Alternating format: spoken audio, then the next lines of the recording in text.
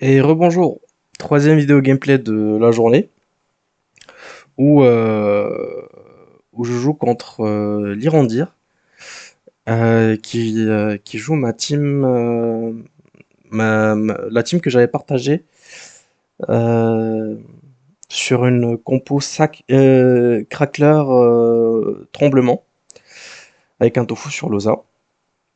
Et d'ailleurs, les noms, c'est un peu bizarre. Là, de retour sur le main. J'avais fait deux, trois tests assez fun.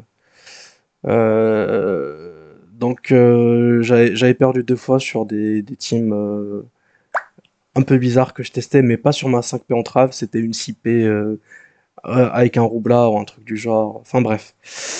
Donc de retour à la 5P entrave, de retour aux sources. Et voilà, donc on va commencer cette petite game. Ça faisait longtemps que j'avais pas eu cette map. Elle me rappelle de mauvais souvenirs. C'était là où j'avais fait ma première défaite sur un mauvais placement. Et il décide d'invoquer. Ah, j'ai pas encore présenté la team, mais bon.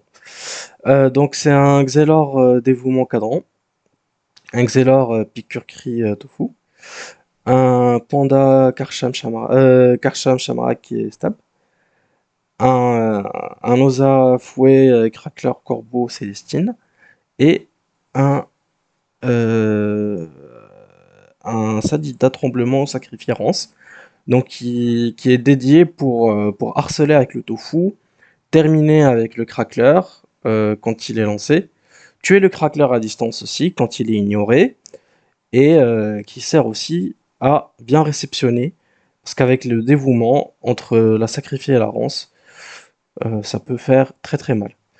Avec un peu de recul, je n'aurais pas joué Stabby de groupe sur ces teams, ou sinon je l'aurais pas build avec Stabby de groupe, mais avec coup de bambou, pour vraiment faciliter le kill sur les persos qui s'approchent beaucoup trop au cac, avec la rance et la sacrifiée. Donc je commence cette game. Bon, ça c'est une petite idée d'amélioration à la place de Stabby de groupe, ou à la place d'une Célestine, mais bon, Célestine sur sa 10, c'est très bien. Sur cette Osa comme ça, c'est très bien aussi. Donc non, ça va être Stabby de groupe qui va sauter, je crois. Donc là, j'essaie de calculer un peu la PO de son combo. Bon, j'essaye de partir de ce côté-là, vu qu'il a commencé par ici. Donc moi, je me positionne. Je passe mes premiers tours à... En fait, on passe nos premiers tours à nous jauger. Et derrière, il y a une petite carte qui m'intéresse fortement sur mon combo. C'est la carte Dieu et Nutrof.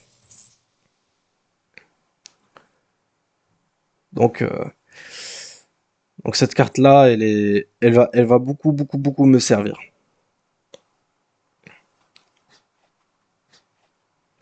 Donc il pose son cadran.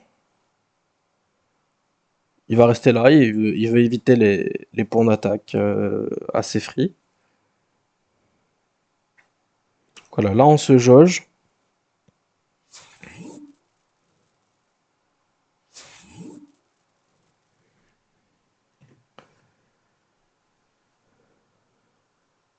Donc là, je vois que son combo, il peut le mettre jusqu'ici, sur la case-pique qui est là, avec 1, 2, 3, 1, 2, 3, 4, 1, 2.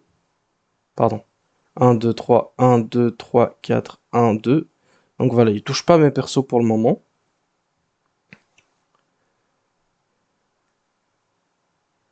Donc là, il va le porter. Il va se placer là.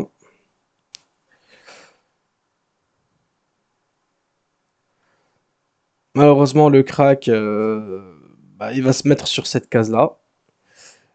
C'est pas la meilleure case pour lui. Il essaie d'invoquer une sacrifiée pour sauver la point d'attaque. Mais je pense que ça aurait été qui se met là. Ça aurait été beaucoup plus intéressant de la mettre, je pense, sur cette case. Ou de mettre le crackler tout simplement ici.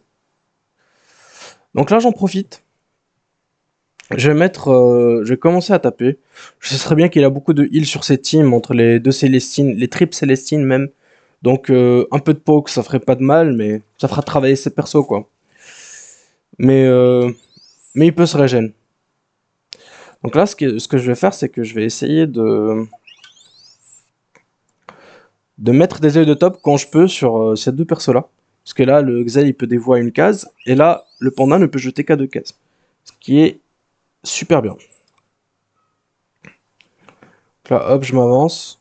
Je pense que je me mets là, derrière le panda, je crois. Je me rappelle plus. Ah, non, je me mets là, pour pouvoir me transpo, pardon. Donc là, je mets mon combo, parce qu'il y a le dieu et Nutrof. Donc là, ces persos ne peuvent pas bouger. Même le Crackler ne peut pas bouger. Et, euh, et son panda restera là. Il peut pas mettre de tofu pour me gêner. Euh, donc là, voilà. Je fais du placement. Là, mon panda, il avait un PM, je crois. C'est pour ça que je fais ça. Pour que je puisse m'avancer. Enfin, mettre le coup de bambou et me replier. Lui, il a un PM, donc il pouvait pas faire grand-chose. 0 PM, pardon, il pouvait pas faire grand-chose. Mais par contre, mes Zenutroph ont beaucoup, beaucoup de PM. Certes, je vais pas tuer ce tour, mais je vais faire un tour assez intéressant. C'est que j'ai vraiment pas envie de trop réfléchir. J'ai envie de tuer cette sacrifier ce crackler là. Donc je fais ça comme ça.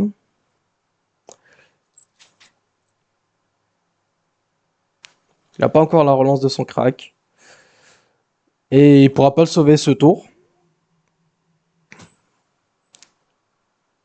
Donc moi j'avais vraiment pas envie de m'embêter, surtout que j'allais prendre un kill facilement, soit sur Sanxel, soit sur le panda, mais c'est sûr que ce tour-là je prends un kill. Surtout vu les positionnements là.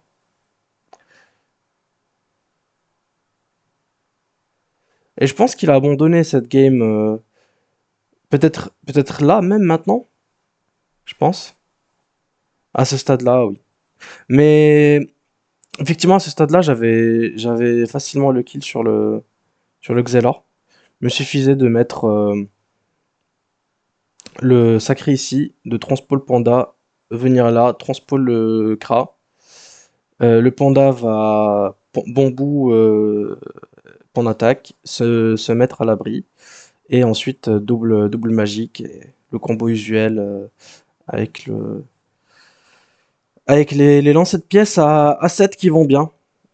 Et donc, hop, plus de Xelor. Et le panda qui est vraiment à très low HP. Donc, je pense que c'est pour ça qu'il a abandonné. Voilà, merci à vous pour d'être resté jusqu'ici, et à très bientôt.